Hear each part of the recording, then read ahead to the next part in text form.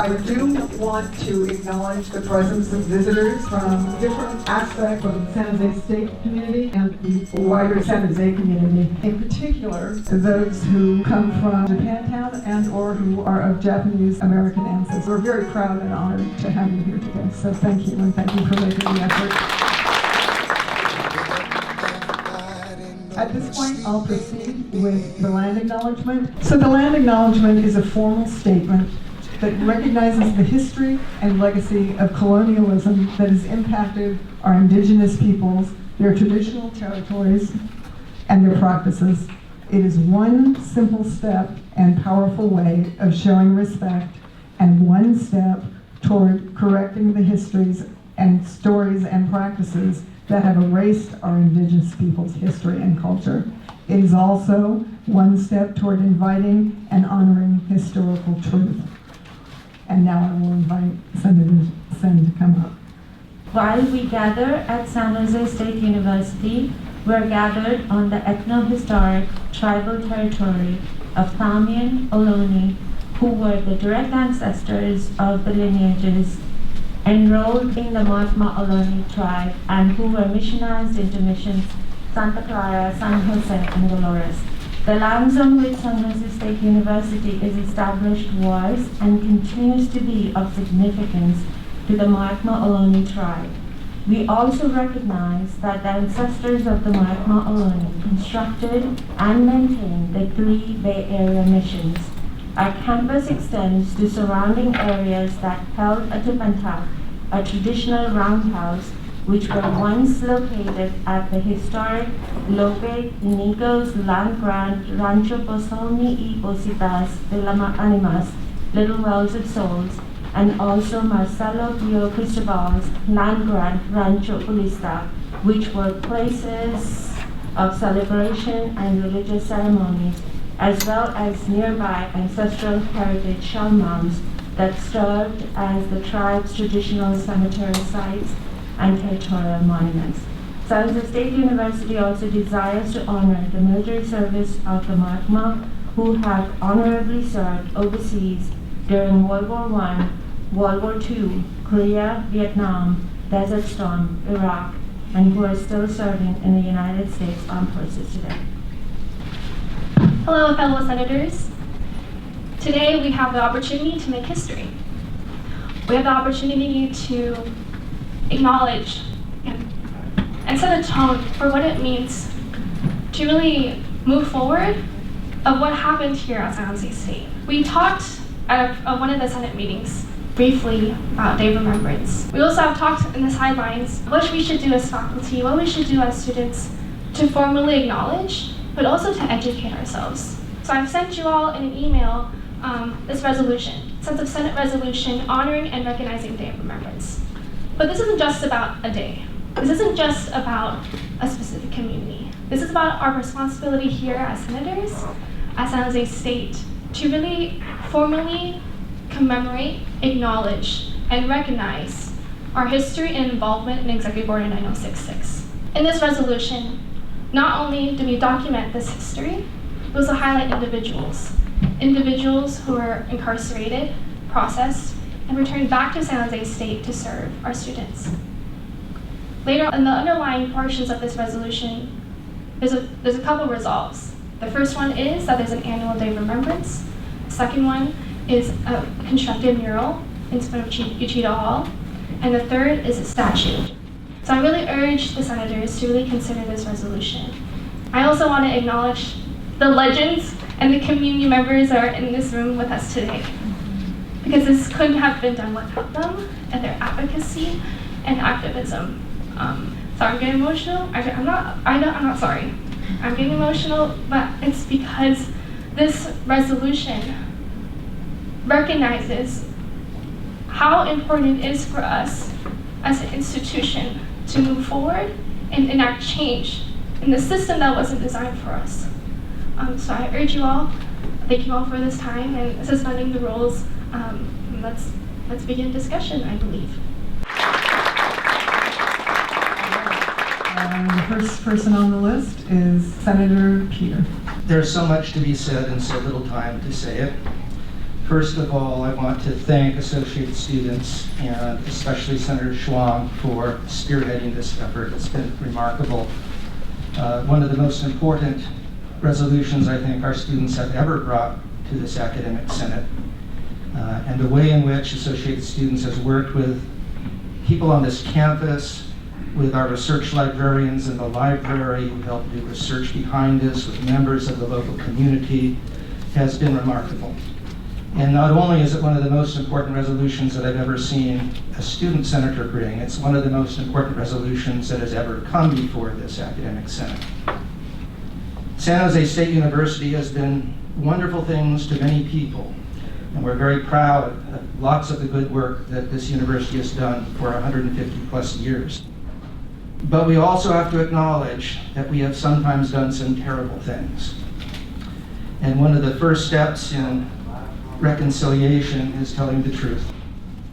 As I mentioned to the Senate, I had the great privilege years ago when we dedicated Yoshikawa Hall, and I looked out over the audience, many people who had lived in the camps and had come to honor Yosh. And I realized that a lot of people at that meeting who hadn't had that experience did not know San Jose State's role. That we were celebrating a local legend, we were honoring one of our most illustrious citizens of this university, and nothing was said about the very place we were standing while we were dedicating that hall. Many people knew, but it wasn't said.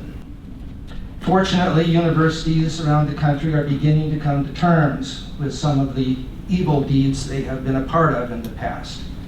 You see agonizing efforts made at places like Brown University with its history of support for the slave trade, or Princeton and its racism, and so forth and so on. And this is the first opportunity I think we have had here to acknowledge this university's role in one of the greatest violations of civil rights in our community. And it has relevance not only to apologize and atone for the bad things that were involved with that violation, but to remind us that this is continuing work.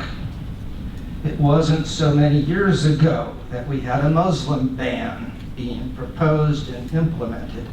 And now trans students across the nation are facing a wave of bigotry and hysteria, not unlike a wave of bigotry and hysteria that resulted in the pain that this university helped inflict on our Japanese American citizens.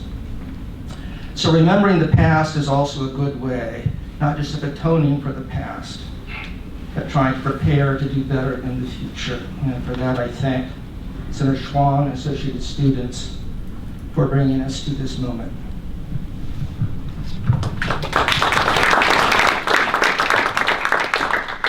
Thank you, Senator Peter.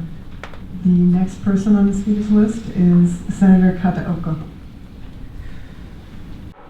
Fellow senators, distinguished guests, I would like to speak for the resolution as a first-generation Japanese-American immigrant and also as a senator of the San Jose State University. When I attended the naturalization ceremony with perhaps 200 more new American citizens, we took the oath of pledge. We said, "I bear arms on behalf of the United States when required by the law." When I said it, faces of my Japanese family and friends and the land, that beautiful dragon-shaped land of Japan crossed my mind. But I completed my pledge, my promise, my loyalty to that nation. I believe all new immigrants do so. Years later, I learned that incident of unlawful incarceration of American citizens of Japanese descent, just like myself, those people who made the same pledge, same loyalty. As we were reminded by the proposed resolution, the Bill of Rights is not self-enforcing. So what we can do?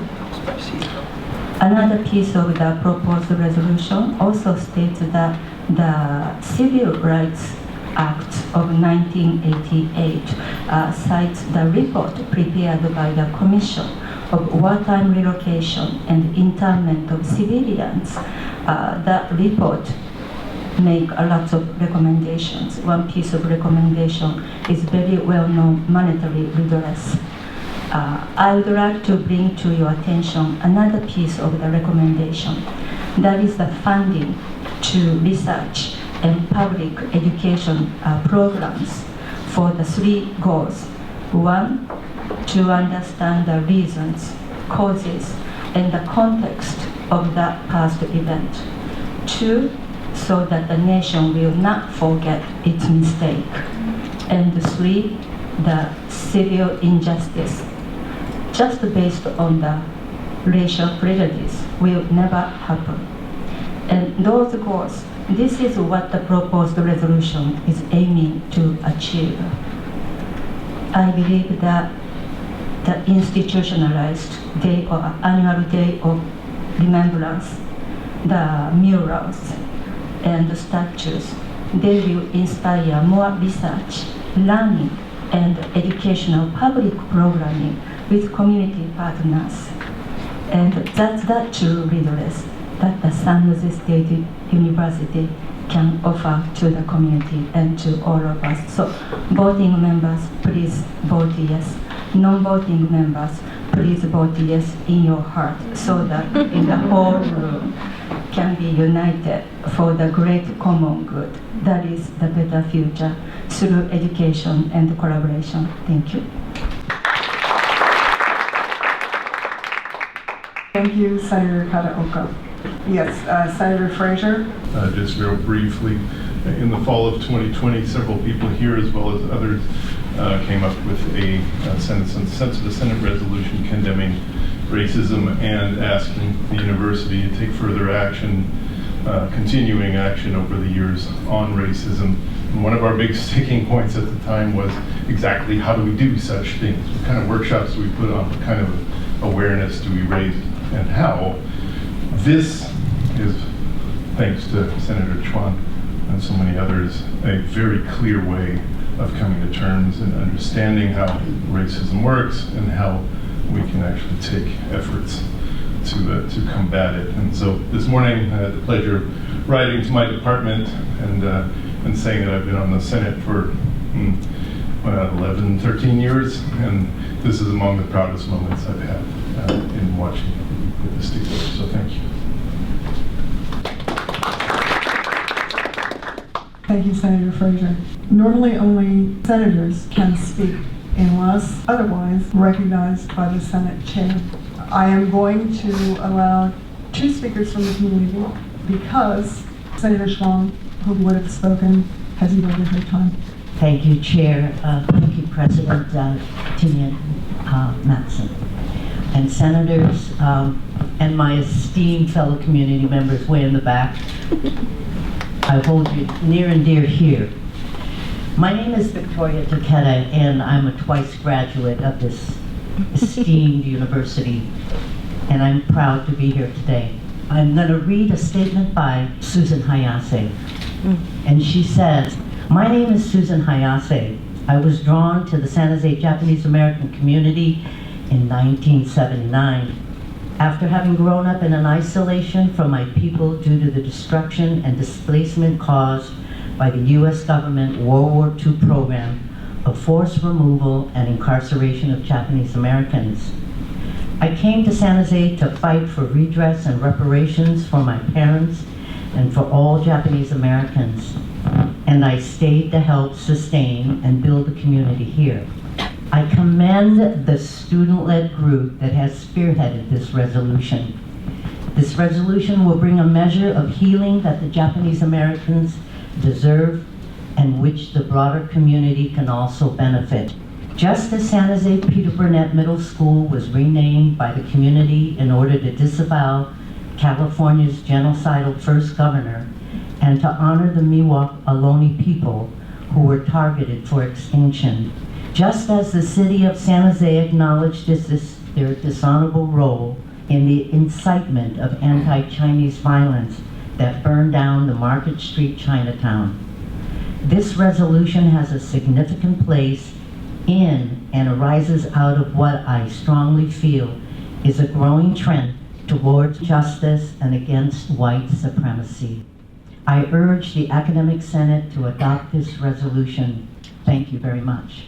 And as a member of alumni who have graduated from your great university here, and as somebody who took a Black Studies class in search of her identity, I was able to learn of a history that was kept from me. I was a student who wanted to teach others about this great history of the nation in which we all were born.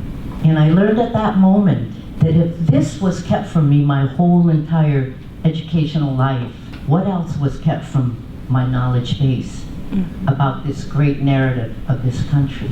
And so I wanted to say that because one day, 3 or 4 years later, as Asian American students advocated and demonstrated for the institutionalization of Asian American studies, I was asked to be an instructor to impart the history of this group called Asian Americans and their contributions. And I felt honored that day.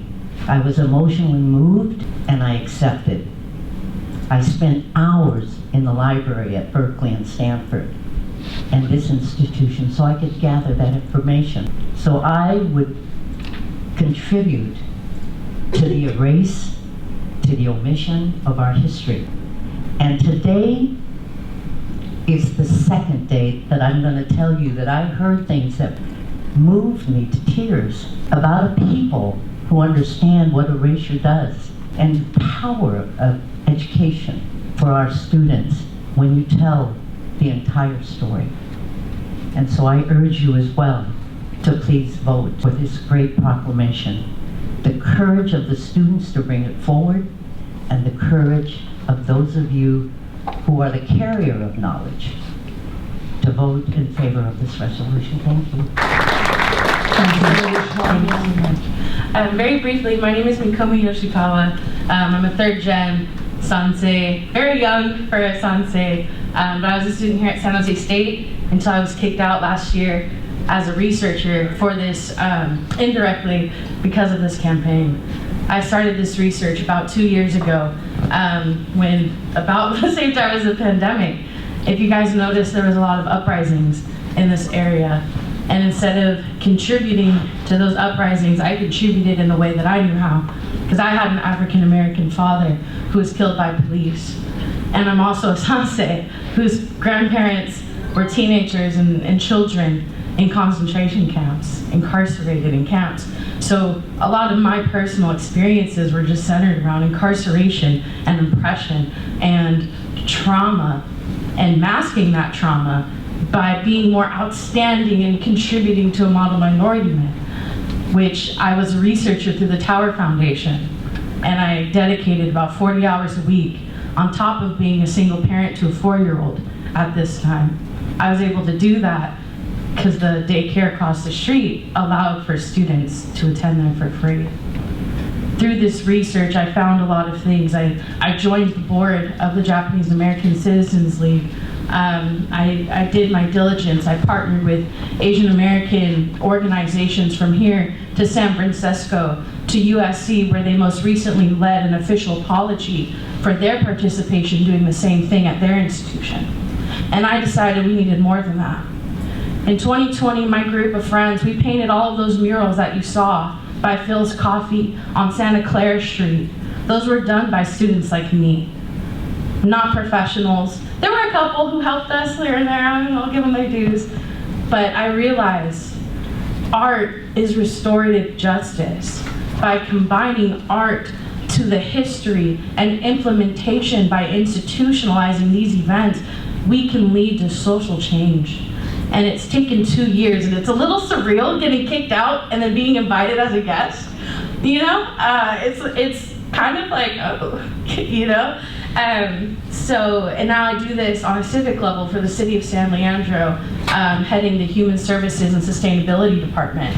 I create legislation so things like this don't happen anymore in my East Bay community, right? And I wanted to share that briefly with you all because hopefully, when you identify the face with the campaign and 2 years of research, we get a yes, because I've been told no for the last 2 years. So thank you, and thank you. At this time, I am going to ask if you are ready to consider the question and to vote. All those in favor of this resolution, sense of the Senate resolution, please raise your hands if you are senators. Are there any opposed? Are there any abstentions? The vote is unanimous and the sense of the Senate resolution is passed.